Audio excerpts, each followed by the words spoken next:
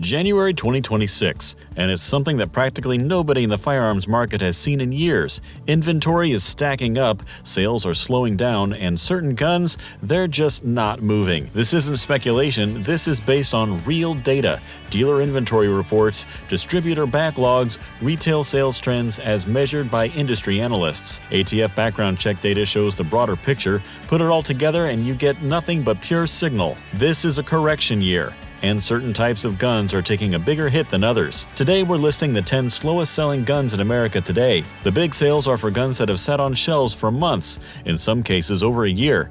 Dealers ordered them expecting demand. That demand never came, or it fell apart more quickly than anyone imagined. Several of them are probably not what you'd expect. An entire category is plummeting, and the number one spot? That's the really ugly part. Let's break it down.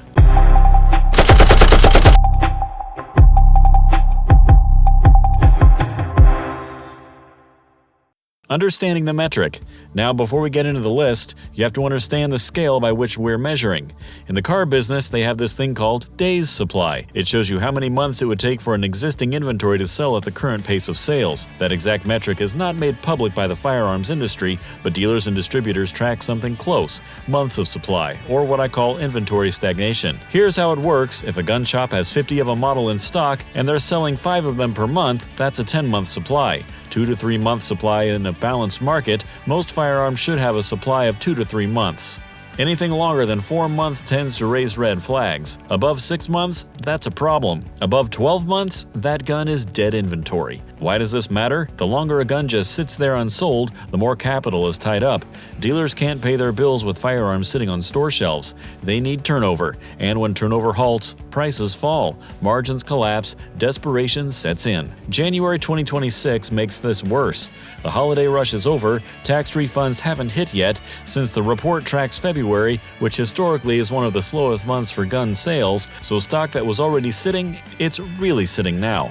With that in mind, let's rank the slowest movers. Number 10. Ruger Precision Rifle 338 Lapua Magnum. This is a long-range accuracy bolt-action rifle, beautiful engineering, built for extreme distance shooting, and nearly no one is buying it. Average shelf time? Over 12 months, and some dealers still have the units they got back in 2024. A large number report no sales in 6 months. Why isn't it selling? 3 reasons: cost, practicality, and oversupply. The rifle itself costs approximately $1,800 to $2,000. Then you need an optic. A quality scope for a 338 Lapua goes another $1,500 to $3,000. Then there's ammo. We say $5 to $10 a round. One range session alone can be $100 worth of ammunition. And there's the disconnect. Most civilian shooters have nowhere to stretch out this rifle. The 338 Lapua is built for distances over 1,000 yards, and very few shooters outside military or police applications can even access it properly. How many public ranges do that? Very few. So you end up with a niche rifle shooting niche ammo that needs a niche range to shoot on and costs a bomb. Dealers who purchased these during the 2020 boom are now left holding the bag. The relaxed buyers that powered that surge, they're gone. Number 9. Beretta APX A1 Carry 9mm Micro Compact. This is a micro compact 9mm intended for concealed carry, single stack magazine, 8-round capacity, and it has been sitting on shelves for 6 to 12 months. Estimated inventory nationwide? High. Very high. The majority of these are sitting in dealers' cases right now. The sales are nothing to write home about in the last 60 days. Some stores literally had sold 0 until Beretta dropped prices. And I mean slashed. The original MSRP was $400. By the end of 2025, Beretta was running a $100 rebate, which would land street price closer to $300. That's a massive discount on a brand new pistol from an industry leader. Why the fire sale? Oversupply and underperformance. The APX Carry arrived after everyone else already did it better. SIG P365, Springfield Hellcat, Smith & Wesson Shield Plus all provided more capacity or better features at around the same prices. The APX Carry is single stack, only 8 rounds, with micro compacts holding between 10 and 13 rounds in the market today. That's a deal breaker for most purchasers. Beretta overproduced, the market said no, and the dealers are now stuck with inventory they can't even give away at clearance prices. Number 8. Smith & Wesson M&P 12 Bullpup Shotgun. This is a 12-gauge bullpup pump-action shotgun, compact design, dual magazine tubes, tactical profile, debuted in 2021 with much fanfare. It hasn't sold. Average shelf time over 12 months. There are still some shops with launch day stock. Sales have been nearly non-existent in the last 60 days. maybe a handful nationwide, and that was only after rebates or deep discounts. Original price was close to $1,100, current street price between $9,000 and $1,000, sometimes less. Why isn't it selling? Price and perception. Bullpup shotguns are a specialized niche already. It was unavoidable that the M&P 12 would be compared to the Kel-Tec KSG, the gun from which it copied its homework, competing with a pioneer of its category that's also less expensive. Smith & Wesson was at a higher price point and offered no discernible advantage. From early reviews, it had a stiff action and issues with reliability. In a home defense shotgun, all that really matters is reliability. Word of mouth killed momentum fast. The broader issue, the demand for a $1,000 pump shotgun is minuscule. On a Mossberg 590, most buyers will spend half that, or if they have $1,000, they're going to buy a semi-auto or an AR-15. It seems the M&P 12 was filling a gap no one wanted to fill. Number 7. Savage Renegade Semi-Auto Shotgun. That is a semi-automatic 12-gauge, well-engineered, made in the USA, soft recoil, reliable function. In a lot of cases, it has been sitting for more than a year. Estimated inventory, high relative to demand. Distributors ordered aggressively when it launched in 2020. They're still holding stock. Recent sales, very slow. 0 to 1 unit sold per month is the norm for most shops, even after heavy discounts. Original MSRP was about $1,500. Current street price, $900 to $1,000. Why the collapse? Brand perception and bad timing. Savage is the king of budget rifles. Getting trap and skeet dudes to drop $1,500 on a Savage semi-auto when they could lay hands on a Beretta or Benelli? That's a tough sell.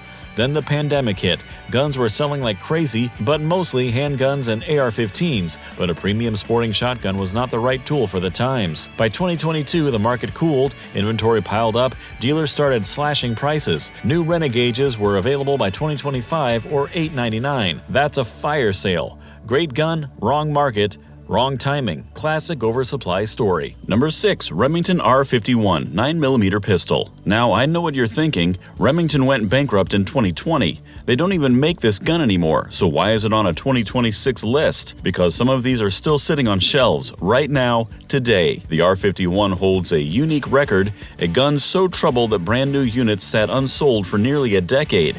Let me explain. The R51 was a highly anticipated 9mm carry pistol reintroduced in 2014. Remington hyped it hard, pre-orders flooded in, excitement was real. Then it launched, and it was a disaster. Reliability issues, feeding problems, ejection failures, the gun was fundamentally broken. Remington issued a recall, promised to fix it, tried again with a revised version in 2016, but by then, the reputation was toast. Dealers who brought in R51s literally couldn't give them away. There's a story in the firearms community about at least one R51 sitting in a shop's display case for years, untouched, unsold, and it became a running joke among employees. Why include this on our list? Because it's a reminder.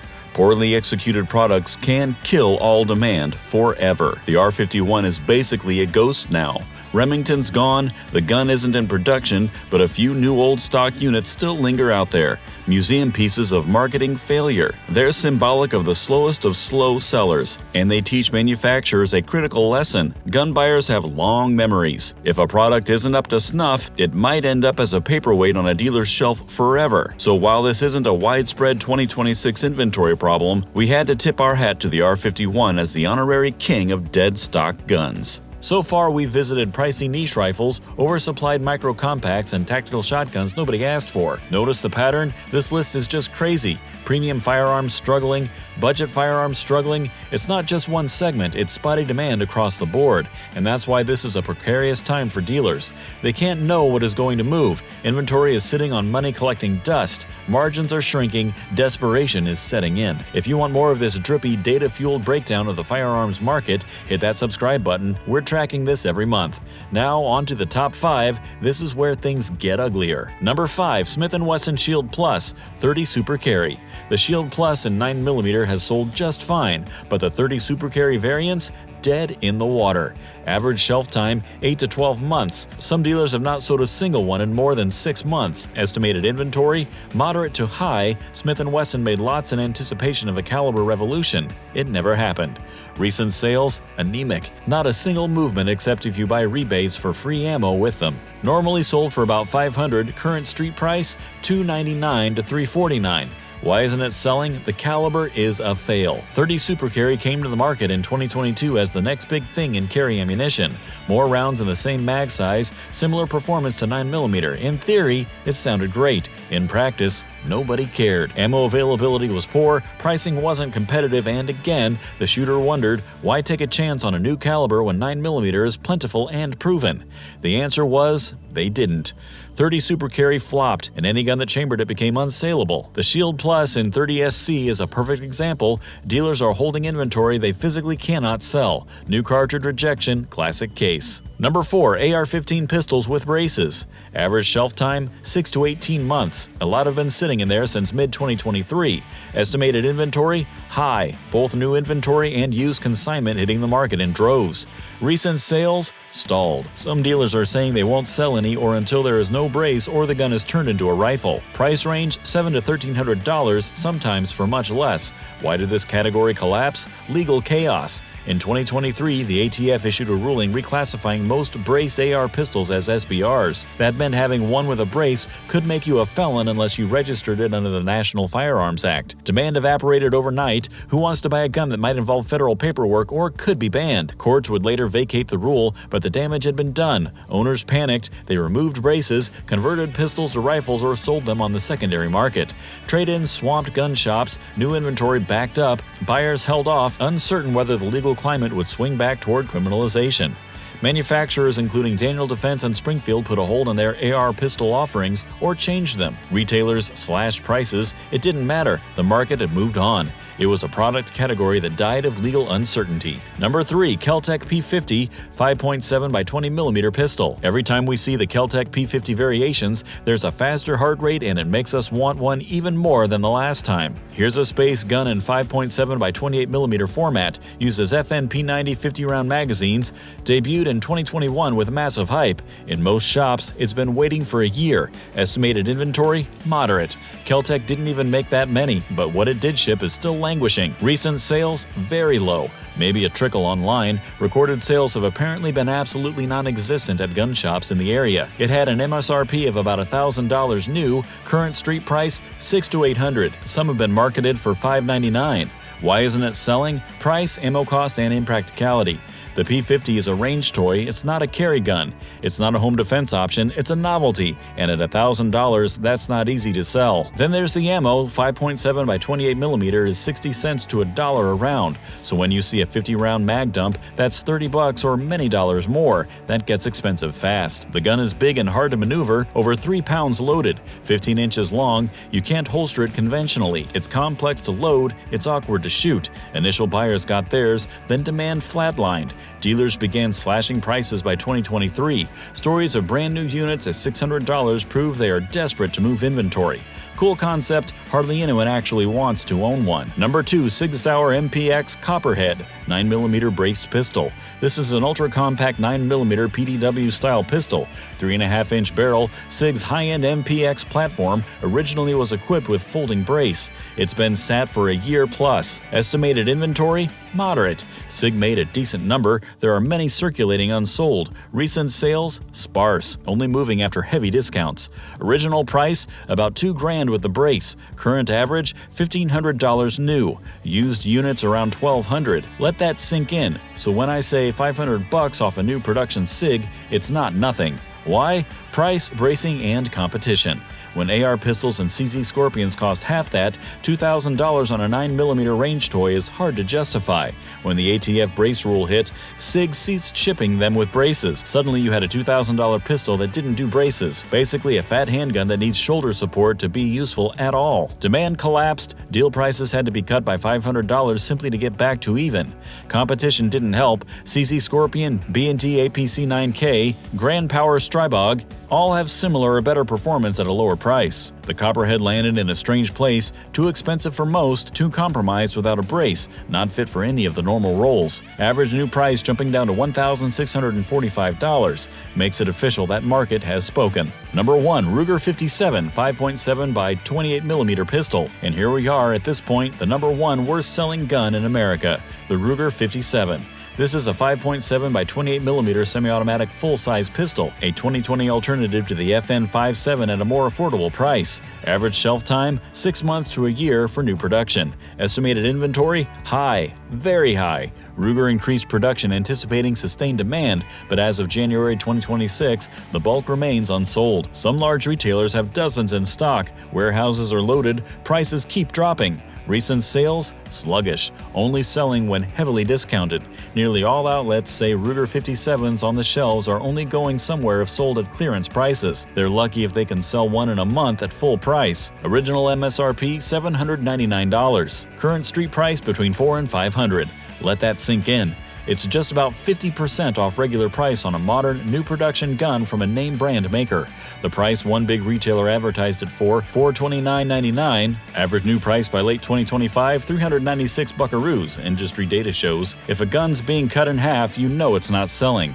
Why did the Ruger 57 collapse? Oversupply, caliber, saturation, and practicality. It was introduced as the economical alternative of 5.7mm here. $799 as opposed to $1,200 for the FN. Initial sales were strong, curiosity was high, but the excitement didn't last. The market became crowded by 2022. PSA's Rock 5.7, Smith & Wesson's M&P 5.7. Suddenly, Ruger's advantage eroded. Meanwhile, the 5.7 by 28mm ammunition was costly and scarce. Each range trip was costly. Novelty wore off fast. Except for fanboys, almost no one saw any real purpose for this pistol. It's full size, so not terrific for carry. For defense, the caliber is a matter of debate. It lacks the momentum of 9mm. Some consider it over-penetrative. So it became a range toy, and there's only a subset of people who want that. Ruger overestimated demand. They cranked out more than the market could bear. By 2025, retailers were swimming in them. The Ruger 57s at $400 is happening. Industry data suggests average new prices below $400. When a leading manufacturer halves the price of a new model, that tells you everything. The Ruger 57 is dead inventory, and there's one chilling in dealer cases all over America right this minute. So there you have it, the slowest selling 10 firearms in America, January 2026. These guns aren't necessarily bad. In many cases, they're well engineered. The Renegade is an excellent shotgun. The MPX Copperhead is a gorgeous gun. The Ruger 57 is reliable and functional, but the market moved on or, never arrived in the first place. Overproduction, poor timing, legal uncertainty, caliber failures, niche products that stayed niche. For buyers, this creates leverage. Dealers are trying to clear inventory. Capital is tied up. Margins are collapsing. So if you've been eyeing any of these, now's the time. This is a correction year for the industry. 2020 was an anomaly. Demand spiked, manufacturers ramped up, and now we're paying the price. Inventory is backing up, sales are slowing, and some guns are turning into liabilities on balance sheets. This is not going to get any better anytime soon. January is historically low. February won't be much better. Tax refunds may produce a bump in March, but we'll see. The 2026 firearms market is lopsided, unpredictable, and for dealers that are carrying the wrong inventory, it is getting worse right now. We'll monitor this every month, so stay tuned.